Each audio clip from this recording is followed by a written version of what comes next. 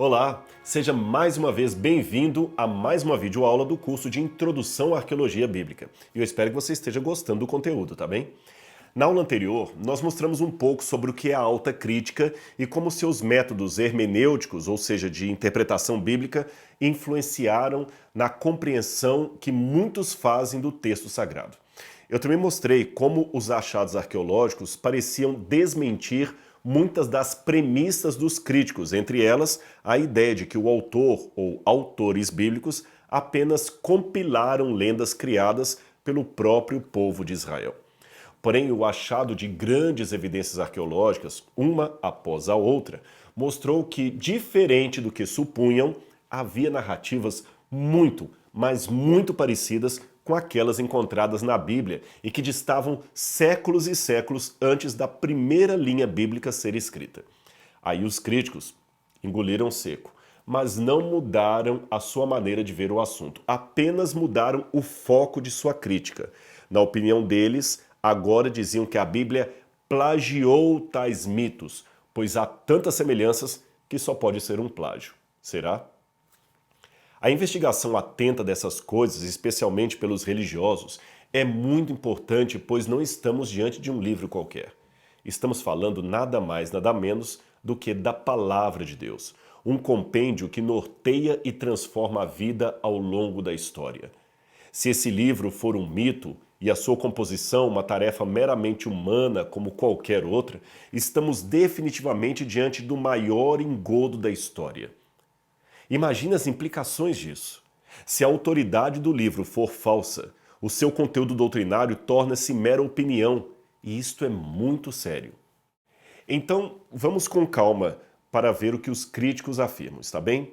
Primeiro, antes de entrar na questão do plágio propriamente dito, deixe-me apresentar bem resumidamente para você um modo que você possa entender o cenário, ou seja, o que os críticos dizem basicamente sobre a origem desse livro aqui da Bíblia Sagrada. Então vamos lá.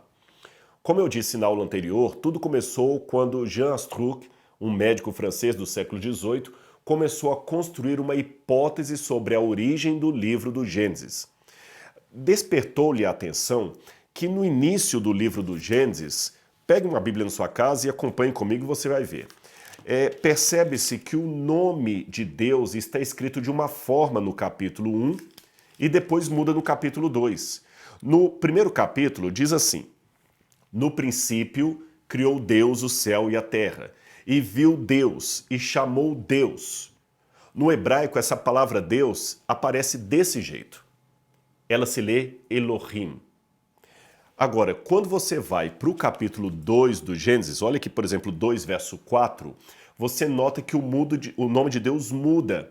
Mesmo na Bíblia em português, já não fala e disse Deus e falou Deus, passa a ser o Senhor Deus formou o homem, e o Senhor Deus plantou um jardim, e disse o Senhor Deus, etc, etc, etc.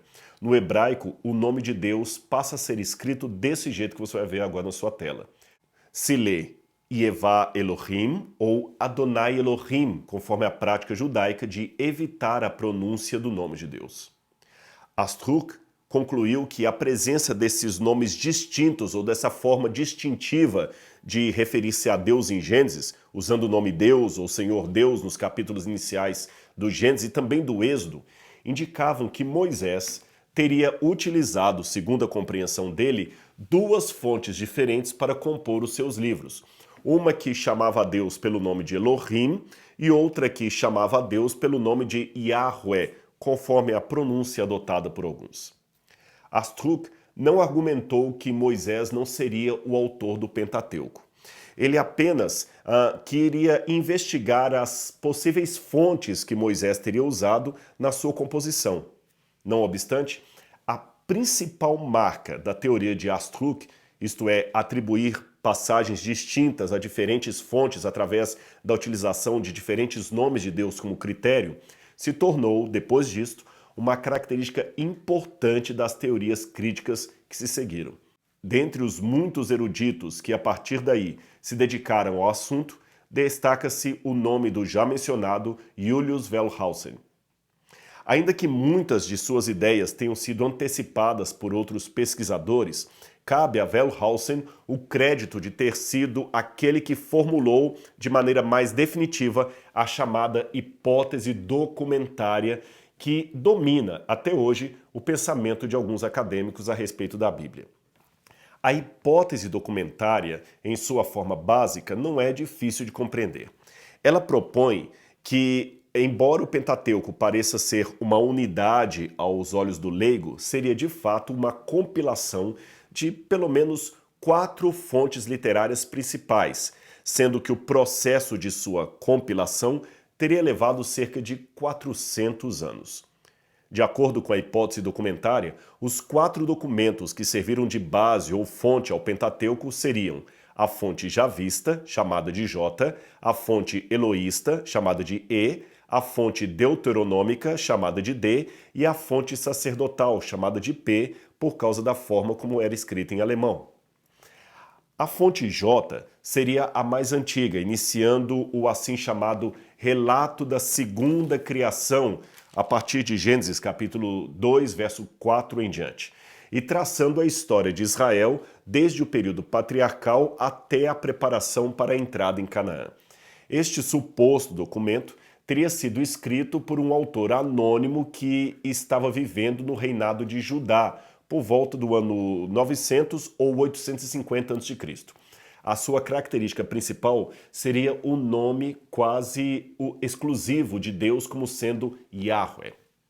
Então, depois disso, teria vindo uma outra fonte chamada fonte E, que teria sido escrita segundo o mesmo relato básico de J, exceto por iniciar com os patriarcas, ao invés de começar com a criação. Então, em Gênesis capítulo 15, seria o primeiro texto da fonte eloísta do Pentateuco. Essa fonte também teria sido supostamente escrita por um autor anônimo do reino de Israel, o reino do norte, sendo caracterizada pelo uso do nome Elohim como sendo o título de Deus. Bom, depois disso, por volta de 700 ou 650 a.C., um grande passo teria sido dado para a formação do Pentateuco, quando a fonte J e E foram supostamente fundidas por um único redator, tornando-se então JE. Não obstante, tal redator teria omitido a maior parte da fonte E, que teria assim se perdido para a posteridade. A teoria continua, não parou. A fonte D, ou deuteronômica, se limita especialmente ao livro do Deuteronômio. Supostamente, ela teria sido produzida em 622 a.C., na época da reforma do rei Josias, descrita em 2 Reis, capítulo 22. E a sua principal característica seria, novamente, um estilo distintamente homilético para falar de Deus. Por volta de 450 a.C., teria vindo a fonte P, a fonte sacerdotal, e ela teria sido anexada às já conhecidas fontes J, E e D, e assim teria feito a forma final do Pentateuco. Agora, é claro que os argumentos que os críticos usam vão além da presença dos nomes distintos de Deus, e não dá para responder cada um dos argumentos aqui, o nosso tempo não daria. Mas, além da completa falta de manuscritos bíblicos ou evidências externas que convalidem toda esta complicada reconstrução hipotética que eu mencionei, veja como um simples achado arqueológico colocou em questionamento grande parte de tudo isso que eu acabei de dizer. Só para lembrar, Wellhausen e seus discípulos afirmavam que o Pentateuco, em sua maior parte, era uma compilação de textos tardios, posteriores ao século IX a.C., e que algumas passagens, como os capítulos iniciais de Números, capítulo 1, verso 1 até o capítulo 10, 28, tecnicamente chamados de documento sacerdotal, não teriam sido escritas senão após o cativeiro da Babilônia, que terminou em 539 a.C. O seu autor, portanto, não teria sido nem Esdras, nem Moisés. Pois bem, assim os críticos entendiam que a Bíblia seria uma produção literária bem mais recente do que sustentava a posição tradicional. Embora não houvesse nenhuma ideia ou evidência concreta para embasar esses pronunciamentos, eles se tornaram um elemento central de muitos artigos, livros, dicionários e comentários bíblicos produzidos tanto na Europa como nos Estados Unidos. Eles escreviam acerca disso como se fosse uma certeza absoluta, quando não havia evidência nenhuma.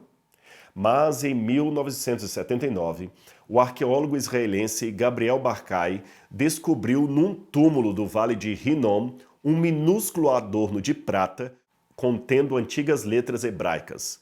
Métodos laboratoriais e de paleografia dataram com precisão o artefato em pelo menos 650 anos antes de Cristo, ou seja, bem antes do cativeiro da Babilônia. Isto aparentemente não teria nada de extraordinário se não fosse a decifração das letras hebraicas impressas no objeto de prata e que sacudiu, isto mesmo, sacudiu o mundo acadêmico. É que ali estava a bênção sacerdotal de Números, capítulo 6, versos 24 a 26, com o nome sagrado de Deus, Yahweh, perfeitamente escrito em 3 diferentes linhas. Para muitos críticos, essa porção do Pentateuco era parte do documento sacerdotal e não poderia ter sido produzida antes do cativeiro da Babilônia, porque supunham que foi somente a experiência do cativeiro que propiciou a composição dessa parte da Bíblia. Bastou, porém, um pequeno adorno de prata, cunhado por um antigo artesão, para mostrar que, novamente, os pressupostos críticos ou minimalistas em relação à Bíblia estavam errados. O amuleto era de uma época em que os descendentes de Davi ainda estavam no poder e a essa altura, isto é, na época do primeiro templo, o texto já era conhecido do povo, tanto é que virou um amuleto. A hipótese documentária de Wellhausen, é claro, foi obrigada a sofrer várias revisões. E hoje eu posso dizer para você que é notória a falta de consenso entre os especialistas do método crítico sobre onde começam e onde terminam tais fontes literárias supostamente elencadas na compilação do Pentateuco. Mas, como eu disse, eles sempre refinam o argumento e agora afirmam que a Bíblia é uma cópia ou um plágio dos mitos que antecederam. Por exemplo, eu vou de novo falar daquele artefato que eu mencionei na aula anterior. Lembra do épico do Gilgamesh? Vamos pegá-lo novamente. Tá aqui, ó. Você se lembra, o épico do Gilgamesh, apenas para recordar, é um relato que fala do dilúvio e é muito parecido com o relato da Bíblia, da Arca de Noé. Mas há similaridades e também distinções muito importantes. Daqui a pouco eu vou falar delas. Mas vamos às similaridades, também já colocando algumas distinções para ficar mais fácil de você entender. Apenas devo dizer que esse épico não foi encontrado todo de uma vez, num só documento, num só artefato.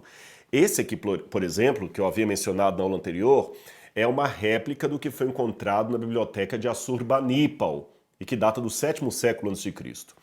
Aproximadamente, mas eles encontraram também uma outra versão do épico do Gilgamesh, uma versão babilônica, e também fragmentos dele datados de 2000 anos antes de Cristo, ou seja, muito mais antigos do que este.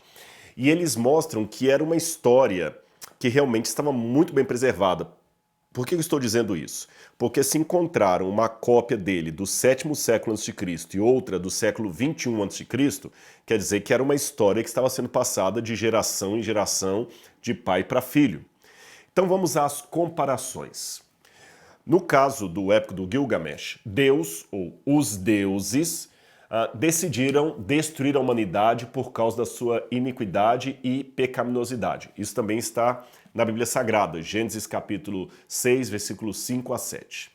Um homem justo, de acordo com a Bíblia, Noé, foi instruído a construir uma arca e salvar um grupo limitado e seleto de pessoas e algumas espécies de animais. O Noé da Bíblia recebeu as suas ordens diretamente de Deus. Utnapishtim, que é o sobrevivente do dilúvio aqui no Gilgamesh, recebe através de um sonho. Muito bem.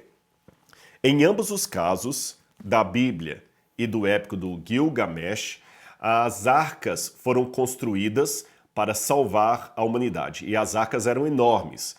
Mas a de Noé, da Bíblia, era uma arca retangular. A de Utnapishtim era quadrada. Ambas tinham apenas uma porta. Depois disso que uma chuva inundou a terra e cobriu toda a terra de água, embora um pouco de água tenha emergido debaixo da terra, de acordo com o relato bíblico. Muito bem. O dilúvio da Bíblia diz que Noé foi aquele que salvou um dilúvio que, por sua vez, era o resultado de uma tempestade que durou 40 dias. Isso está em Gênesis, capítulo 7, verso 12. Já a tempestade do Gilgamesh foi bem mais curta. Ela durou 6 dias e 7 noites. Então veio o vento, a inundação e a tempestade arrasando a terra. Os animais foram libertados para encontrar a terra. Um corvo, no relato do Gênesis, e uma pomba e uma andorinha e um corvo no relato do Gilgamesh. Depois que as chuvas cessaram, as duas arcas, tanto no relato bíblico como do Gilgamesh, repousaram numa montanha. A de Noé, no Ararat, e a de Utnapishtim, no Monte Nizir. Essas montanhas estão distantes uma da outra cerca de quase 500 quilômetros. Em ambos os relatos também, tanto do Gênesis capítulo 8 quanto do Gilgamesh, um sacrifício foi feito após o dilúvio. Deus, ou os deuses, ficaram satisfeitos com os sacrifícios. E Noé e Utnapishtim, cada um na sua história, receberam bênçãos. A bênção de Noé era habitar a terra e dominar sobre todos os animais, como você pode ver em Gênesis capítulo 9, versículos 1 a 3. A de Utnapishtim era receber a vida eterna. No caso aqui, Deus, ou os deuses, não destruiriam de novo a humanidade. Essa é uma promessa que está dita tanto num relato como no outro. No Gênesis é mais enfático. Deus diz que não mandaria de novo uma inundação sobre a terra. Eu poderia dar para vocês muitas outras comparações, não somente entre os dois relatos aqui, mas com outros documentos sumerianos, babilônios ou acadianos. Mas eu acho que aqui já deu para você entender a situação, já serviu de ilustração. Agora a questão que eu tenho que perguntar é o seguinte: como eu posso explicar as similaridades entre os dois relatos? Será que a Bíblia plagiou tudo isso? Não. Existem excelentes trabalhos que foram publicados questionando a ideia comum que se tem por aí de que o Gênesis seria apenas o resultado, digamos, adaptado de um empréstimo literário feito pelos judeus na vasta literatura mesopotâmica. Eu vou dar para você a opinião de alguns especialistas em literatura comparada do Antigo Oriente Médio. Key A. Kitchen observa que a suposição comum de que esse relato bíblico é simplesmente uma versão simplificada de lendas babilônicas é um sofisma em suas bases metodológicas. No Antigo Oriente Próximo, a regra é que relatos e tradições podem surgir por acréscimo ou embelezamento na elaboração de lendas, mas não o contrário. No Antigo Oriente, as lendas não eram simplificadas para tornar pseudo-histórias, como tem sido sugerido para o Gênesis. Gordon Wenham também declarou: o pano de fundo do Gênesis do Antigo Oriente está focado em questões diferentes daqueles que ocupam os leitores modernos. Ele afirma a unidade de Deus em face ao politeísmo, sua justiça em lugar de seus caprichos, seu poder como o oposto de sua impotência, a sua preocupação pela humanidade ao invés de sua exploração dela.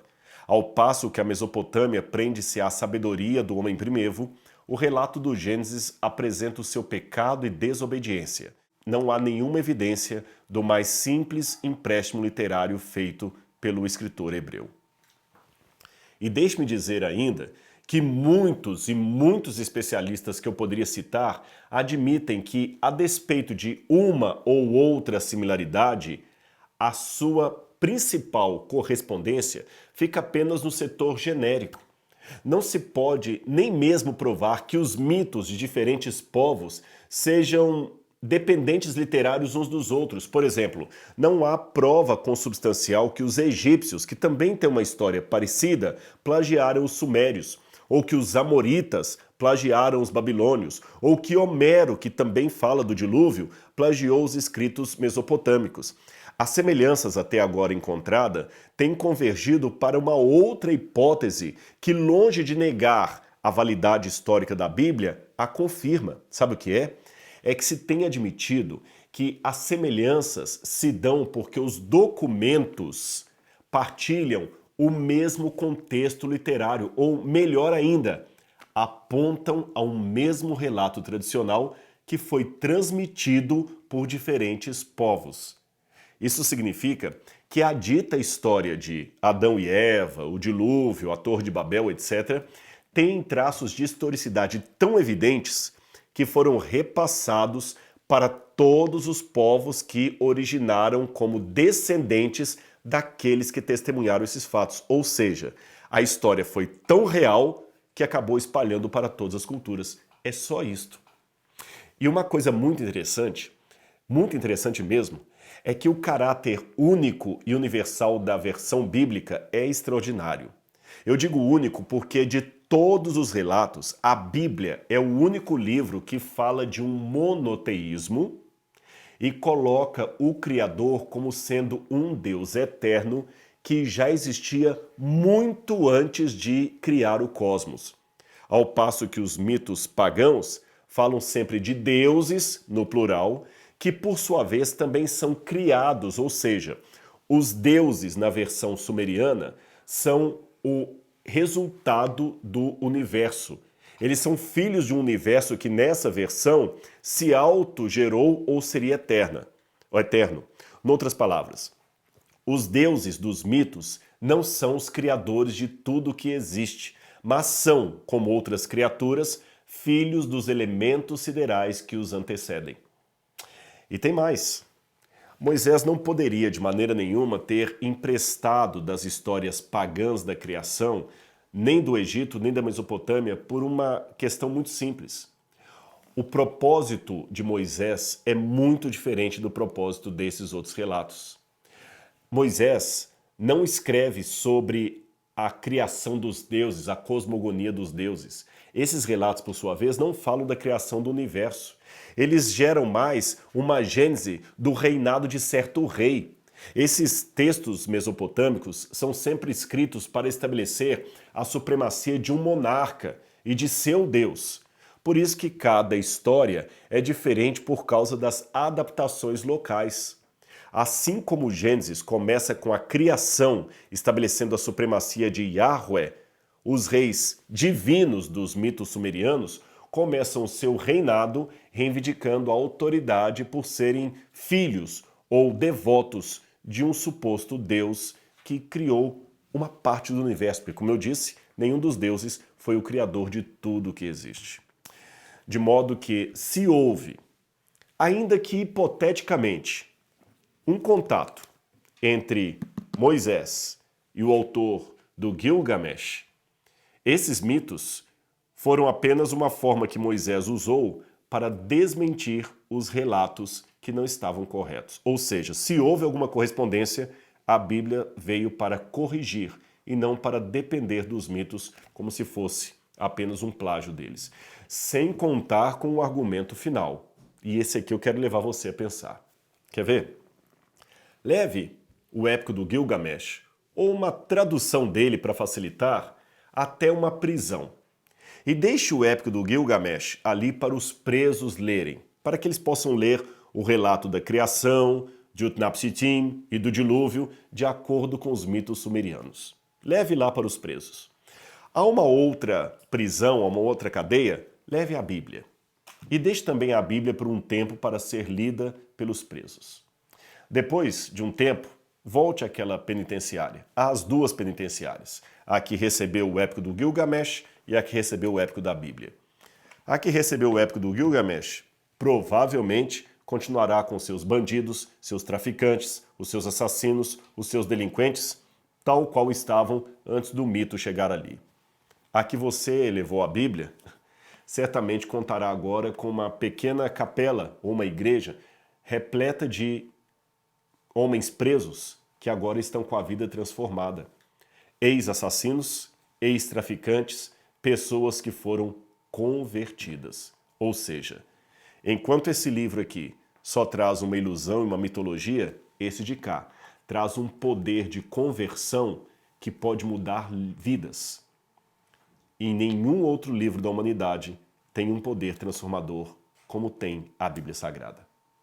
Essa talvez é a maior diferença que eu poderia oferecer entre um que dá apenas cultura literária e entretenimento, enquanto o outro que dá conversão e transformação de vida.